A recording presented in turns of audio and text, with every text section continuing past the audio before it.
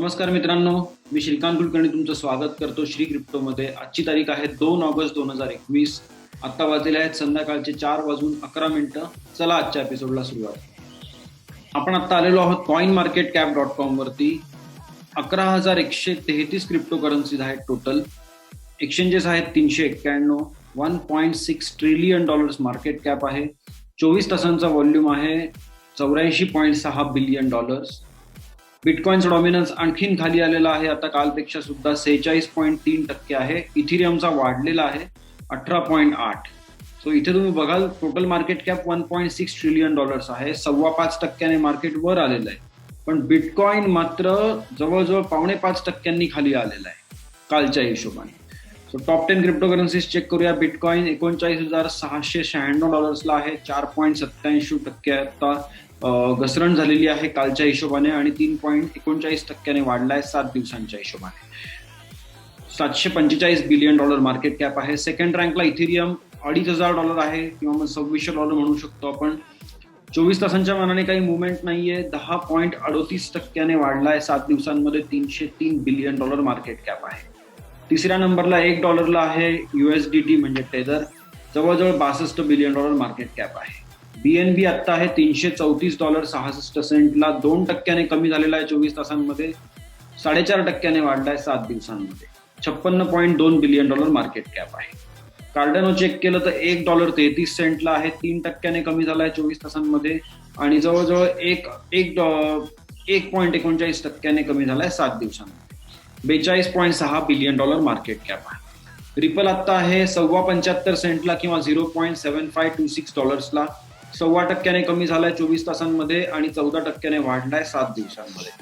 $34.8 billion market cap आहे. USDC 7व्या नंबरला $1 आहे. $27.4 बिलियन मार्केट कॅप आहे. डोज कॉइन आता आहे 20 सेंटला किंवा $0.2065. 2.89% कमी झालाय 24 तासांमध्ये आणि 8.5% कमी झालाय 7 दिवसांमध्ये. जवळजवळ $27 बिलियन मार्केट कॅप आहे. पोलकाडॉट आहे 9व्या नंबरवरती $18.30. 0.34% वाढलाय 24 तासांमध्ये आणि जवळजवळ 23% वाढलाय 7 दिवसांमध्ये. $18 बिलियन मार्केट कॅप आहे. युनिस्वॅप 10व्या नंबरला $22.28 आहे किंमत. 0.14% कमी झालाय 7 दिवसांमध्ये आणि 12.5% वाढलाय. 0.14% कमी झालाय 24 तासांमध्ये आणि 12.5% वाढलाय 7 दिवसांमध्ये. $13 बिलियन मार्केट कॅप आहे.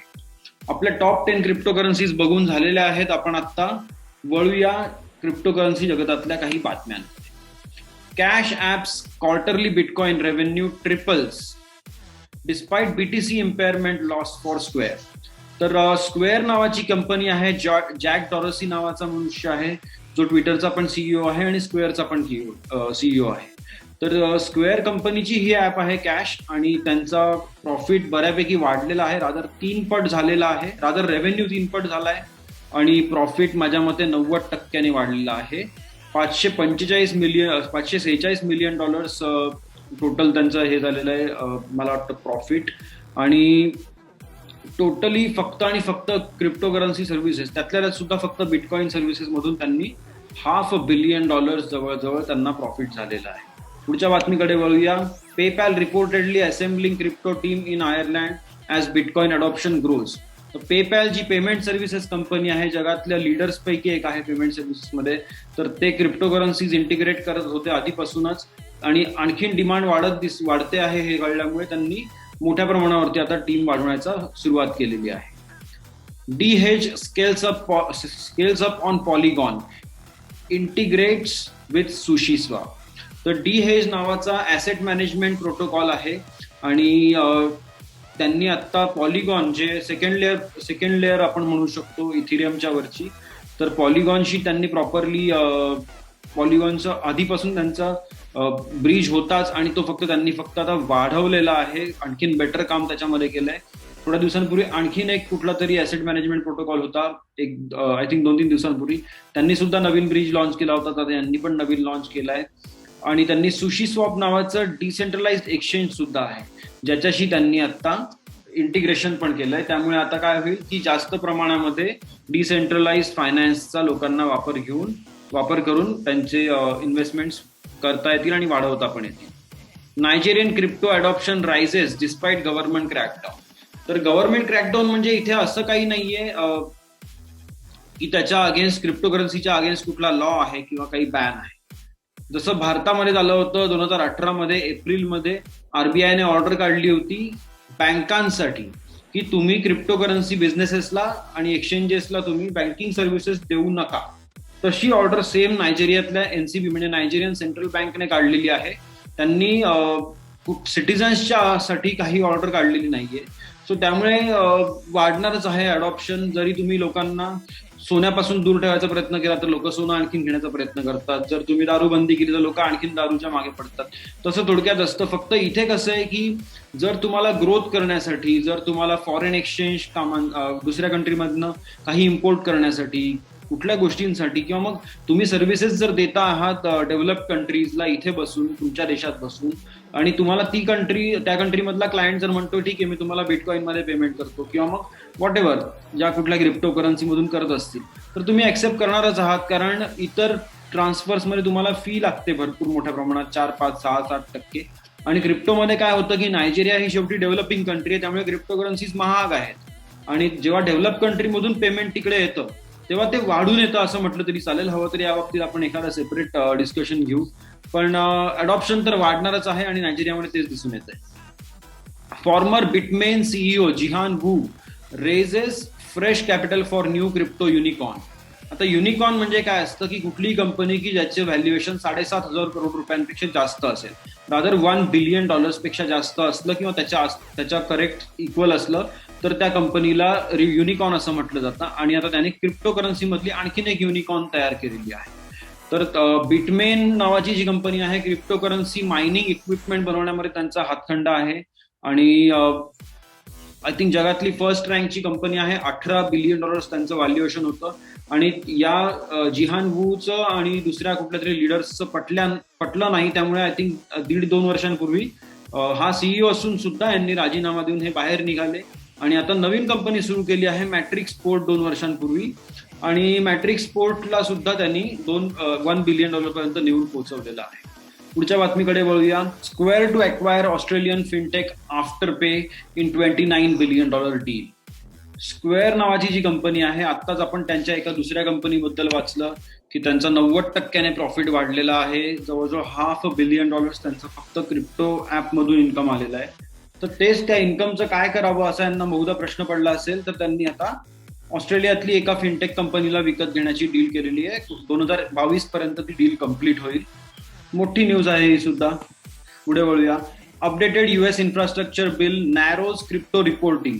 ही खूप चांगली बातमी आहे, कारण त्यांनी सुरुवातीला म्हटलं होतं की सगळ्या कंपन्यांना त्यांचं रिपोर्टिंग द्यावं लागणार, प्रत्येक ट्रान्झॅक्शन रिपोर्ट करावं लागणार. पण त्यांनी त्याच्यातून आता मात्र मायनर्सला वगळलेलं आहे. कारण मायनर तर काही कोणाशी ट्रेडिंग करत नसतात किंवा कोणाला काही ट्रान्झॅक्शन पाठवत नसतात.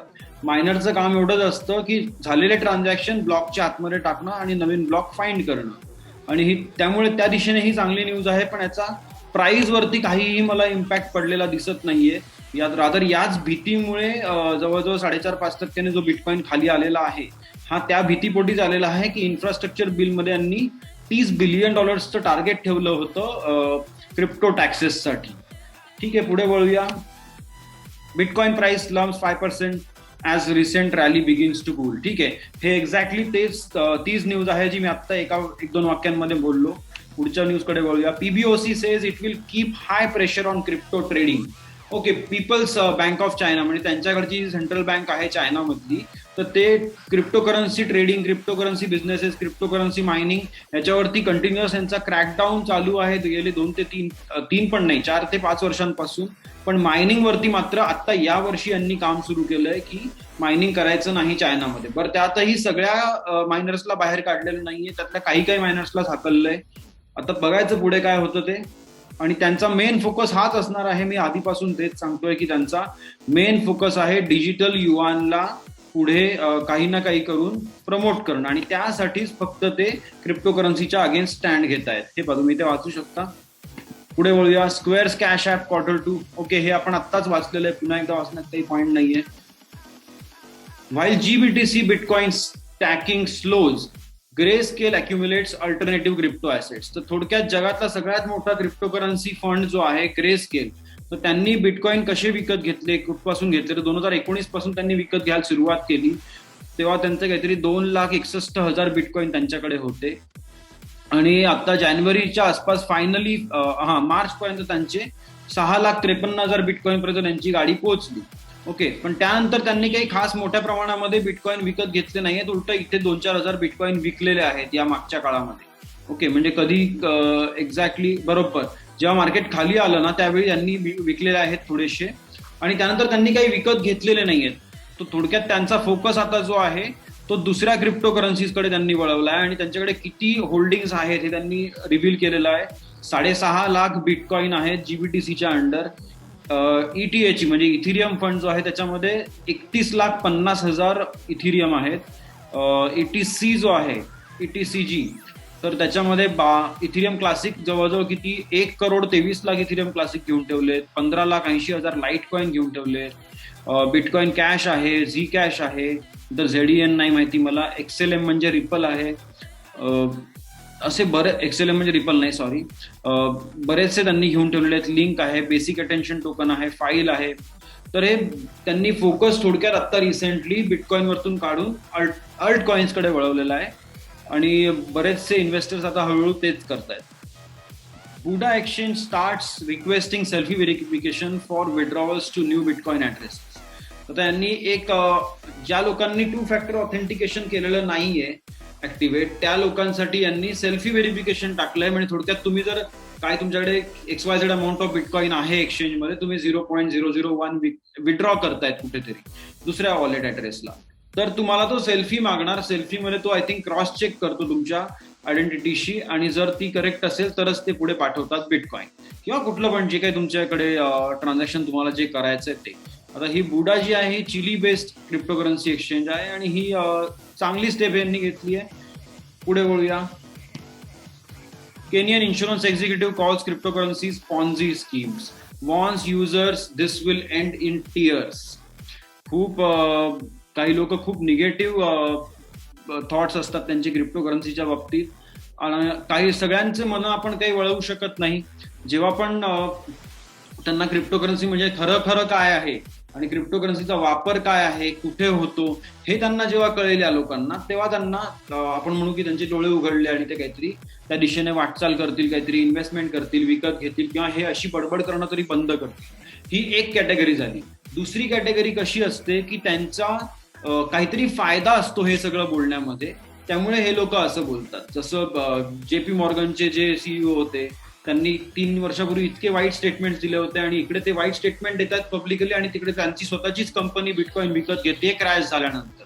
सो या टाईपच्या लोकांबद्दल आपण किती स्टेटमेंट्स वाचावे, आणि मला तर वाटतं या टाईपच्या आपण न्यूज घ्यायला पण नाही पाहिजे. पुढे बोलूया. PayPal hiring over 100 crypto positions as global cryptocurrency adoption rises. आता मला सांगा, पेपॅल सारखी महाकाय कंपनी, प्रचंड पेमेंट सर्व्हिसेस मधली प्रचंड कंपनी, जर तिथे 100 क्रिप्टोकरन्सी डेव्हलपर्स किंवा त्या टाईपची टीम बसवतीये, आणि ही न्यूज 2-3 वेळा आपण ऑलरेडी वेगवेगळ्या कंपन्यांसाठी पाहून झाली आहे, तर केनियासारख्या छोट्याशा कंट्रीमधल्या इन्शुरन्स मधल्या एखाद्या एक्झिक्युटिव्हच्या बोलण्यावरती आपण किती लक्ष द्यावं, हे ऍक्च्युली या न्यूज एजन्सीजने पण विचार केला पाहिजे की असे स्टेटमेंट आपण त्याच्यामध्ये घेतले पाहिजेत की नाही घेतले पाहिजे. असो, governments need to stop dismissing crypto as illicit payments and reckless speculation, says L. Arian. आता L. Arian कोण आहे? He is the adviser to aliens. म्हणजे तिकडे केनियामधल्या एका छोटूशा पिल्लू इन्शुरन्स कंपनीचा कोणी तो एक्झिक्युटिव्ह होता, तो बडबडतोय की क्रिप्टो चांगला नाहीये किंवा मग क्रिप्टो फ्रॉड आहे, व्हॉट एव्हर. आणि इथे अलियन्स म्हणजे जगातल्या सगळ्यात मोठ्या इन्शुरन्स कंपन्यांपैकी एक जे आहे, त्यांचे हे मोठे ऍडवायझर आपल्याला सांगतायत, किंवा मग ग्रॅमसी फंड मॅनेजमेंटचे पण ते ऍडवायझर आहेत. ही सेइंग की गव्हर्नमेंट हे जे नावं ठेवतायत क्रिप्टोकरन्सीला आणि म्हणतायत की इलिसिट पेमेंटसाठी वापर होतो, मनी लॉन्ड्रिंग होतं, नंतर काय टेररिस्ट फायनान्सिंग होतं, हे सगळी बडबड त्यांनी जी लावली आहे ना, ही सोडून त्याचा टेक्निकली अभ्यास करून काहीतरी पुढे जाण्यामध्ये आता खरा अर्थ आहे, हे या लोकांचं म्हणणं आहे. आणि याच्यामध्ये जर टेक्निकली अभ्यास करण्यासारखी गोष्ट नव्हती तर 2016, 17, 18 या इव्हन त्याच्या पण आधीपासून बऱ्याचशा सेंट्रल बँका क्रिप्टोकरन्सी बद्दल रिसर्च का करतायत आणि स्वतःचे पेपर्स पब्लिश करून सीबीडीसी का बनवण्याला लागलेत, है ना. जर तुम्हाला नाहीच पटत आहे क्रिप्टोकरन्सीच्या बाबतीत काही, तर मग स्वतःच्या सीबीडीसी का लॉन्च करताय, ते पण नका करू ना. असो, पुढे वळूया. Bitcoin difficulty increases 6%. It's still 48% easier to find BTC blocks than it was 30 days ago. म्हणजे बिटकॉइनची डिफिकल्टी दर 2 आठवड्यांनी अरेंज होते. डिफिकल्टी म्हणजे किती कॉम्प्लेक्स गणित असणार आहे मायनिंगसाठी, नवीन ब्लॉक शोधण्यासाठी. ठीक आहे, तर ती डिफिकल्टी 6% आता वाढली आहे या 15 दिवसांच्या काळानंतर, पण ती आधीपेक्षा जवळजवळ 50% कमीच आहे. सो तुमच्याकडे जर बिटकॉइन मायनिंग इक्विपमेंट असेल तर मायनिंग करा. Report suggests Robinhood owns largest Dogecoin address and the third largest Bitcoin wallet. Okay, आता Robinhood नावाची कंपनी आहे जी स्टॉक मार्केटमध्ये तुम्हाला शेअर्स विकत घेण्यासाठी मदत करते. जसं आपल्या इंडियामध्ये पण काही कंपन्या आहेत, तशी ही US मधली आहे. तर Robinhoodचा आता लेटेस्ट IPO झालाय आणि त्यानंतर हा रिसर्च कोणीतरी करून सांगितलंय. याच्या आधी पण ही बातमी आली होती, फक्त तेव्हा बिटकॉइन बद्दल ते काही म्हणाले नव्हते. फक्त डोजकॉइनचा सगळ्यात मोठा ऍड्रेस जो आहे जगातला तो Robinhoodचा आहे असं त्यांचं म्हणणं आहे. आणि आता त्यांनी नवीन रिसर्च करून सांगितलंय की बिटकॉइन मधला सुद्धा थर्ड लार्जेस्ट जो ऍड्रेस आहे तो Robinhood कडेच आहे. ओके, आपण लास्ट बातमीकडे वळूया. NFT leader board study highlights the crypto industries leading NFT collectors. तर जगामध्ये NFT कोणी कोणी कलेक्ट केलेत सगळ्यात जास्त प्रमाणामध्ये, याचा एक यांनी रिपोर्ट पब्लिश केला आणि त्याच्यामध्ये काही लोकांची नावं, म्हणजे ऑफकोर्स त्यांनी स्वतःची खरी नावं टाकली नाहीयेत, कारण हे लोक आयडेंटिटीच्या बाबतीत खूप सिरियसली घेतात सगळ्या गोष्टी. सो त्यांची नावं आहेत प्रँक्सी, ॲडब्लँक, नेटिलेक्स आणि स्नॉट रॉकेट. हे सगळे लोक जे आहेत त्यांनी मिलियन्स ऑफ डॉलर्स इन्व्हेस्ट करून बरेचसे डिजिटल आर्ट्स आणि NFT कलेक्ट केलेले आहेत. आपण आता आपल्या एपिसोडला पूर्णविराम देण्याच्या आधी फक्त एकदा कॉइन मार्केट कॅप मी रिफ्रेश करतो. तर 2 ऑगस्ट 2021 ला संध्याकाळी 4:37 बिटकॉइन होता $39,592. ओके, तर मी श्रीकांत कुलकर्णी तुमचा निरोप घेतो श्री क्रिप्टो मधून आजच्या दिवसासाठी. उद्याच्या एपिसोडमध्ये आपण पुन्हा भेटूया. तोपर्यंत buy the dips and hodl. Bye guys.